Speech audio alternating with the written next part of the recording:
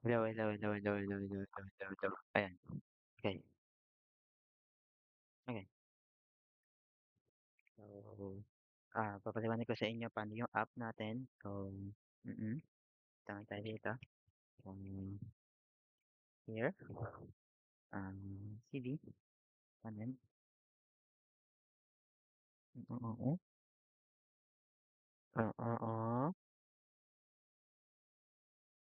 random, and then CV,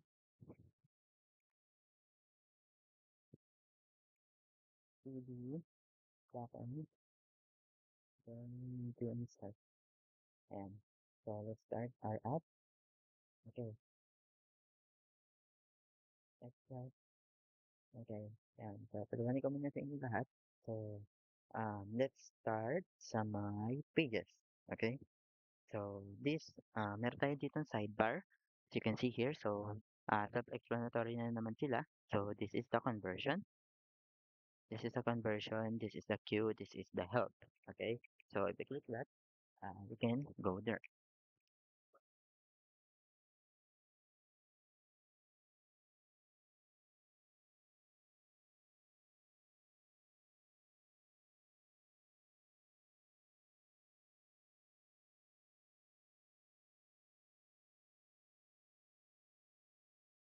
Ayan. Okay. So, ayan. Now, sa sidebar, balik tayo. So, if we click this, mapupunta tayo sa conversion page. Papaliwanag ko sa inyo paano gumagana to mamaya.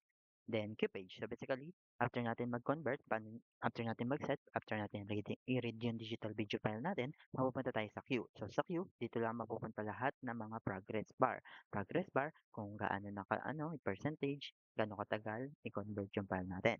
And then, help. So, lagi naman nagpapalagay si ma'am ng help, lagi siya naghahanap. So, lagyan na rin natin. So, this help it basically explains our app, paano siya ginagamit, paano yung mga terminologies natin since medyo niche yung mga terminologies.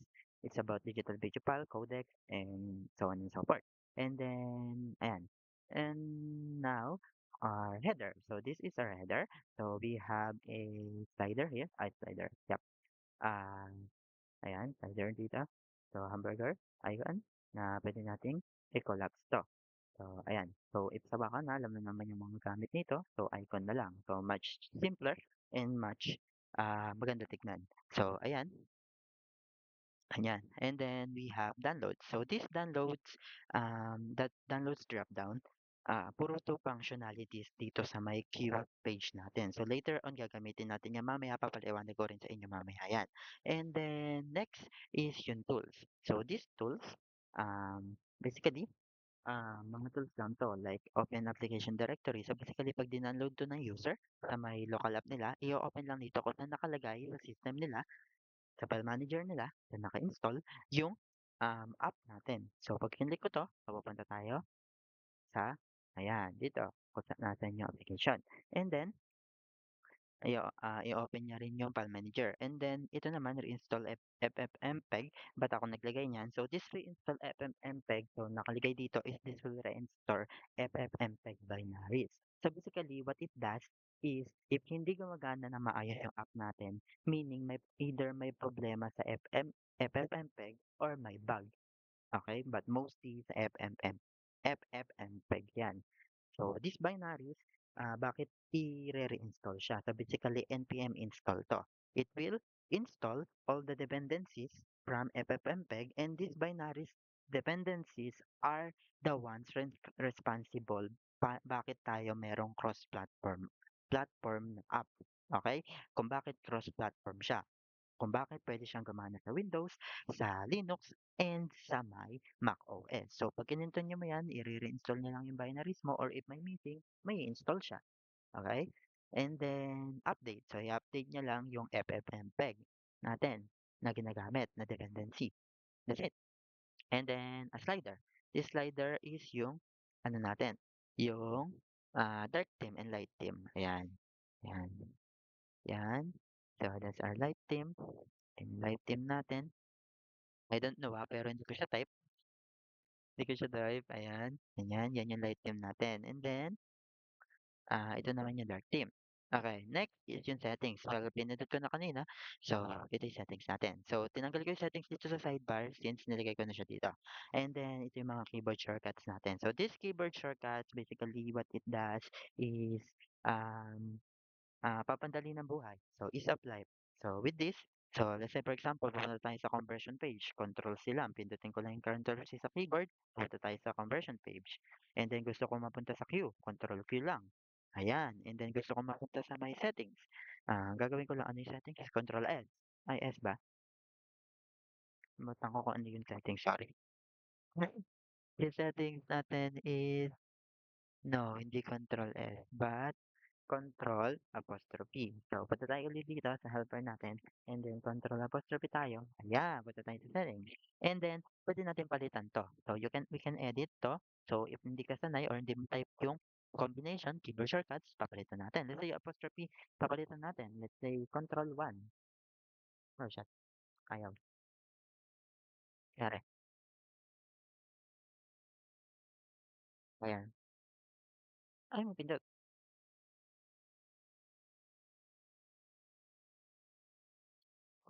What happened? Oh, God. Ano yung ano dito? Oh, God. May bug. Ayusin ko na lang yan mamaya. Okay. Ayaw niya. Dito. And, ayaw. Well, basta pwede siya ma-edit kaso may bug tayo. So, I'll fix that later. And then, ito ang dark theme. So, pwede siyang mag-go sa light and dark. Ayan. And then, check for updates. Ayan. And then, dito naman sa default output folder, mag-set tayo ng default folder natin kung saan maglalagay yung converted natin ng mga video file. Katapos natin i-convert. So, basically, dito magpo-fallback lahat if hindi nag-set si user ng output folder sa specific na kino-convert niya. Which is yung dito, hindi ko pala na paliwanag to. So, paliwanag ko muna itong subheader natin. So, this subheader, ayan, meron tayo dito ng grid view and table view. Later, sa ano to, queue din to. So, later makikita nyo siya. And then, this one, output directory. So, if wala, if walang sineset si user, di pa sineset si user, mostly, ang magiging ano niyan is yung default output niya. Okay? Ayan, default output. Ayan, but this time, let's say, ano tayo, may naset na tayo, which is itong test out. So, yan na yun. Set na natin. Pakita ko lang sa inyo paano magpapalit siya. So, let's say check custom. Ayan. Nagbago siya, di ba? Yan na yung bagong directory natin. And then 1080p, yung resolution. So, tinanggal ko sila dun sa may form ng conversion. Later makita niya wala na siya since napaka-redundant niya. So, dito na lang natin ilagay since mostly ng mga user is isa lang naman na output directory lagi yung ginagamit nila. And then, isa lang din resolution yung type nila minsan. And then, here, custom format. So, meron na ako nilagay dito. Ayan, as you can see here. And then, let's say, gawa tayo ng bagong custom format natin. Let's say, um, anong custom format? Name. The name is Ite. The fuck, ba't nagtulo ko yung keyboard? Nangyari, ubot na ba to?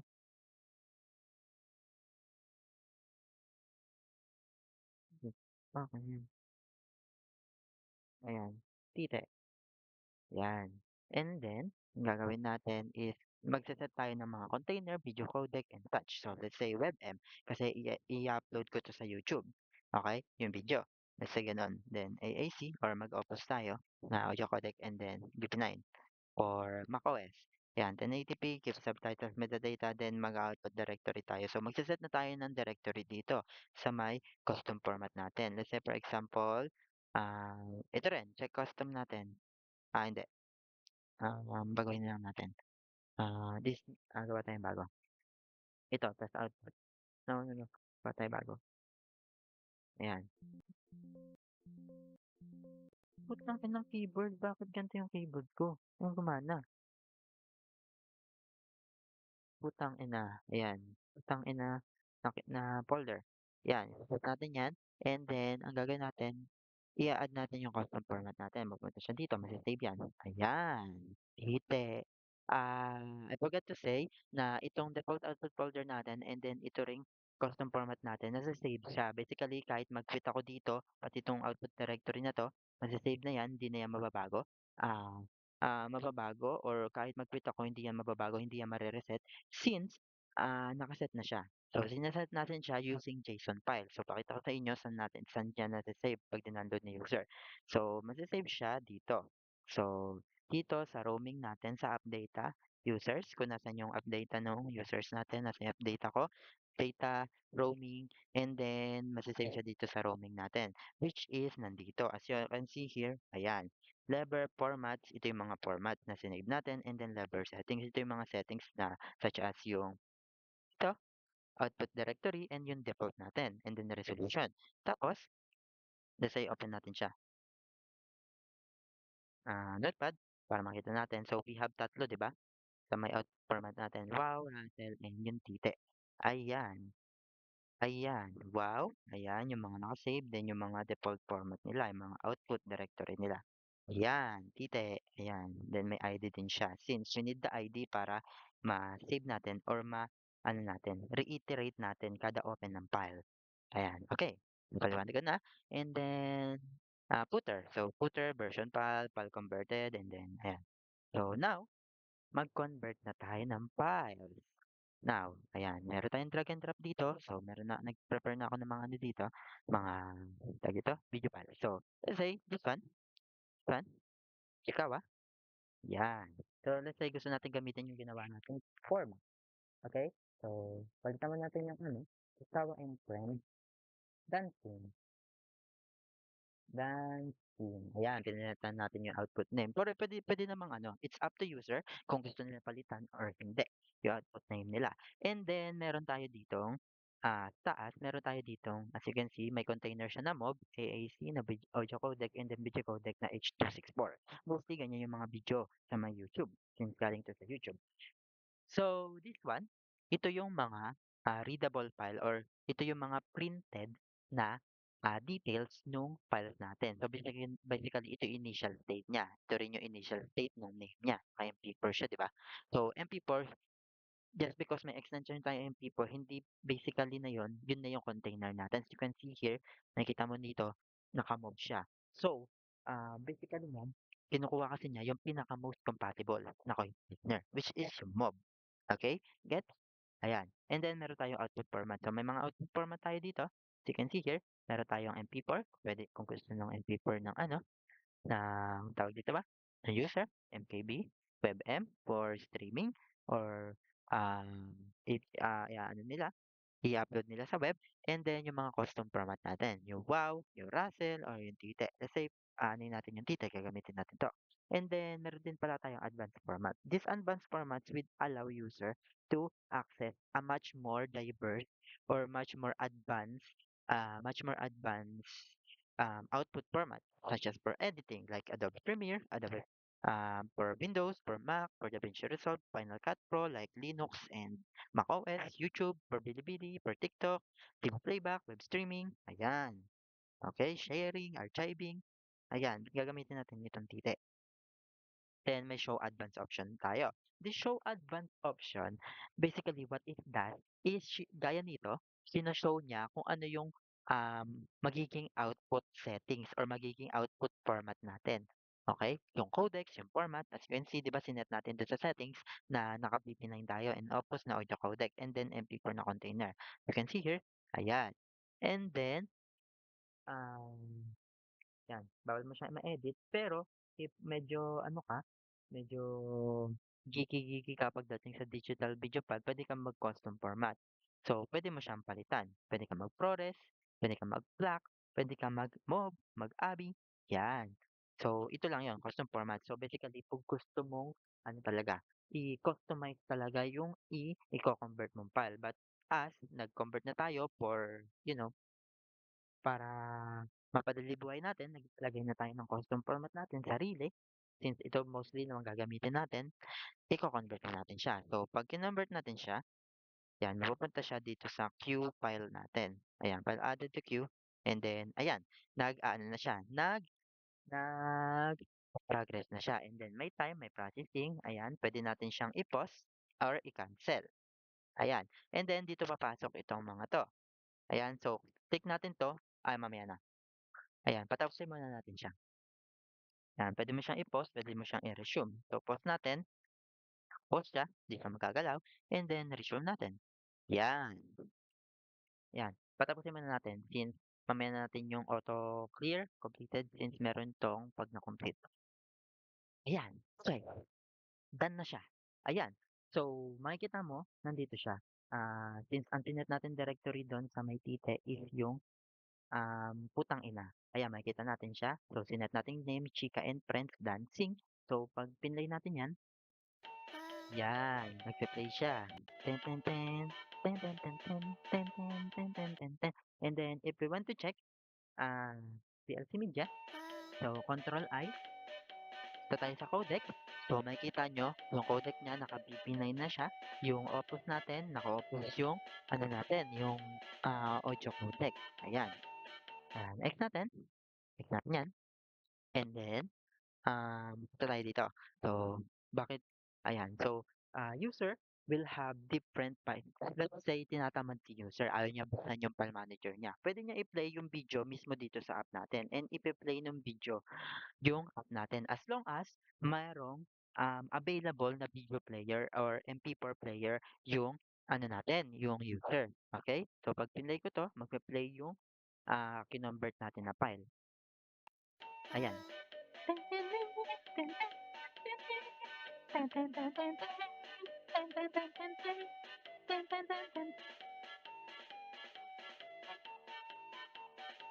Ayan, tama na, tama na. Ayan.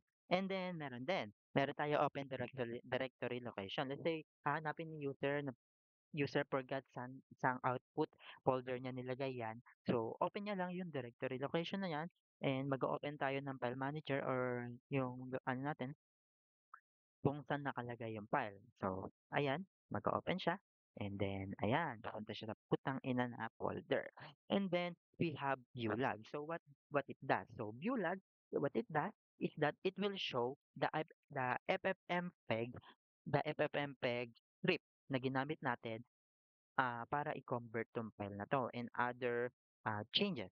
So, if titignan natin, ayan, ayan, yung MP4 file, ayan, video codec, subtitle, resolution, WebM, Media, 1080p. So, it will show the initial file.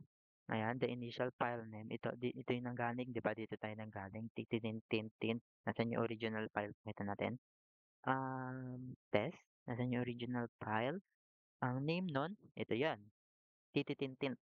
Ayan, .mp4 siya. So, yung conversion settings natin na sinet is yung PP9, naka-Opus, naka-WebM, and then naka-Medium, then ATP, and then pinreserve natin yung subtitles, pero wala naman subtitles siya. Then, ito yung FFmpeg script natin. Ayan, close natin yan. And then, ito rin, pwede nating i-delete yung file na ginawa natin mismo sa app natin or i-clear na natin to, tatanggalin na natin siya. So, let's say want natin i-delete, so mawawala siya dito. So, tingnan natin, try natin i-delete, delete conversion file, ayan. Ano siya na warning, so delete converted file, yan, and friends dancing, yes, okay.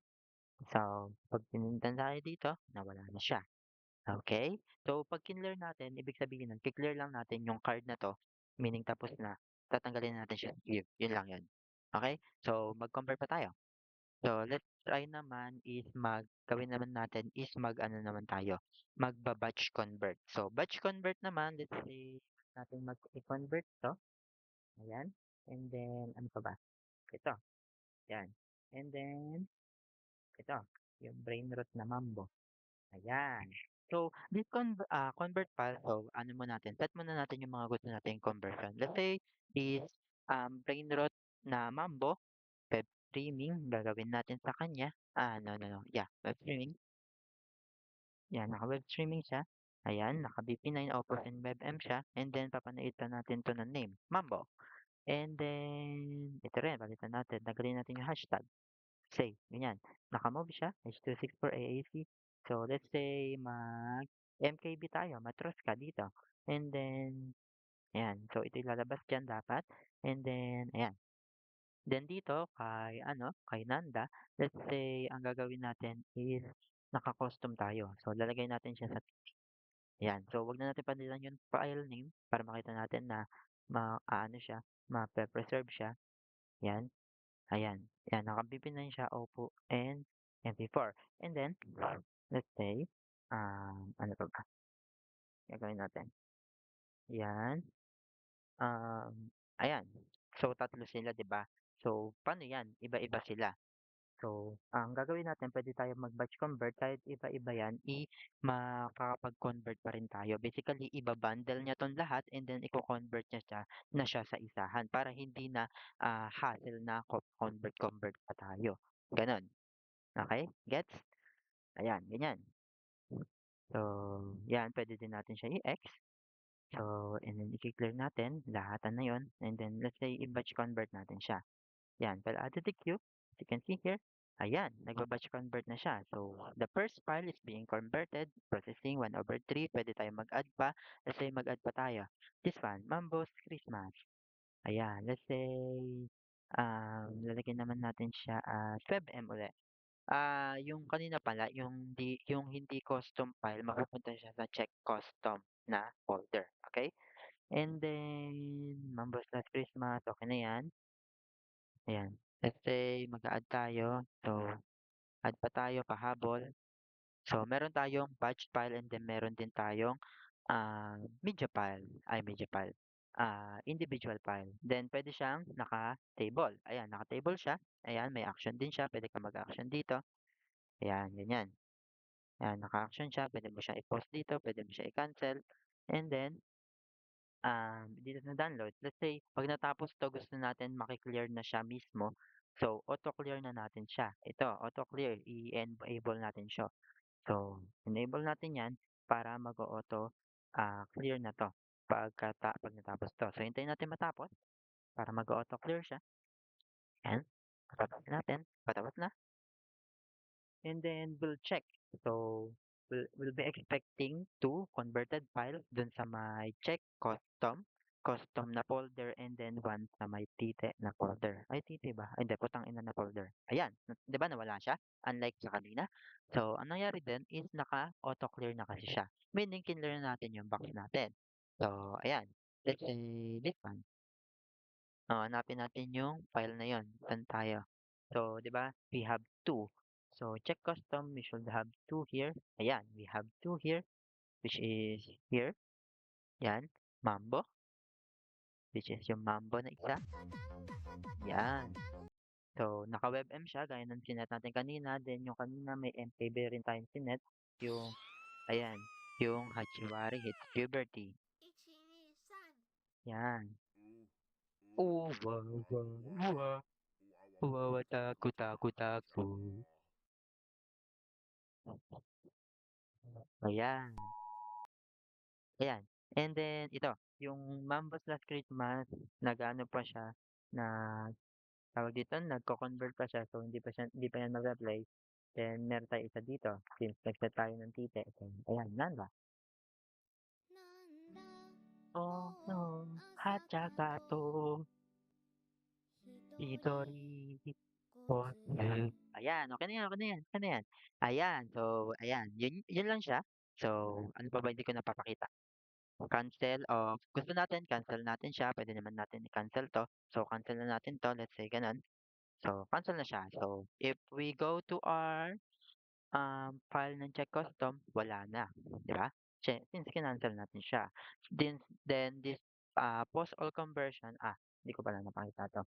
So, let's say mag-add tayo dito ng another one. So, let's say this one, these two, and then another one, at another one, ito. Yan, huwag natin palitan yung ano, papakita lang naman natin itong mga 'to. Um, WebM, MKB, ano ba, WebM, MKB, then ano po, ayan. So, convert natin sila isa-isa, yan. When nagko-convert yan, let's say, maglagay tayo ng panibagong file. So, ito, dalawa.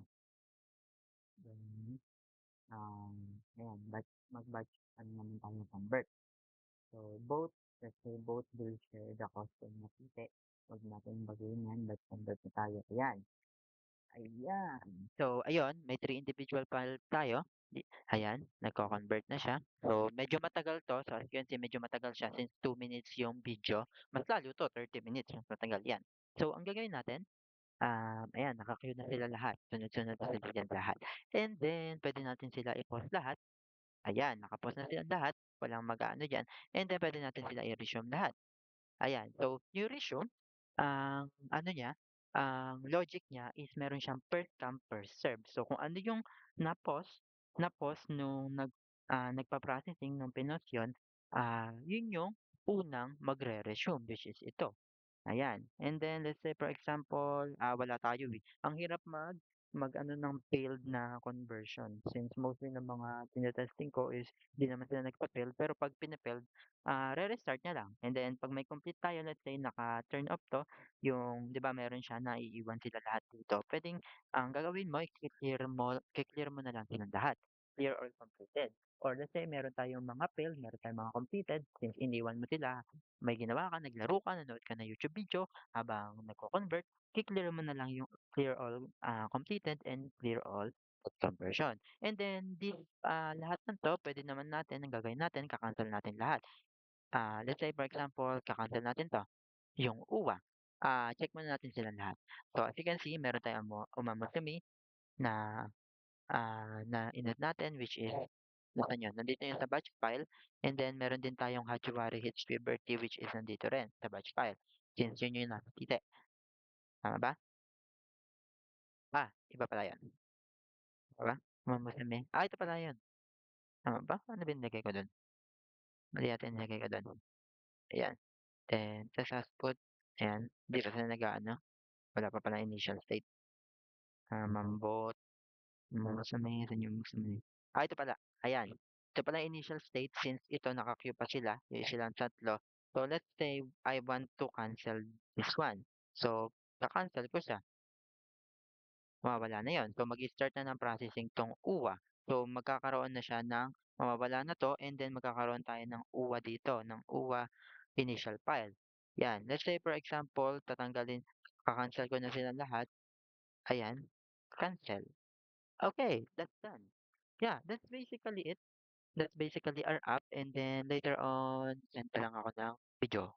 Video ng screenshot kung paano siya. Okay, bye-bye.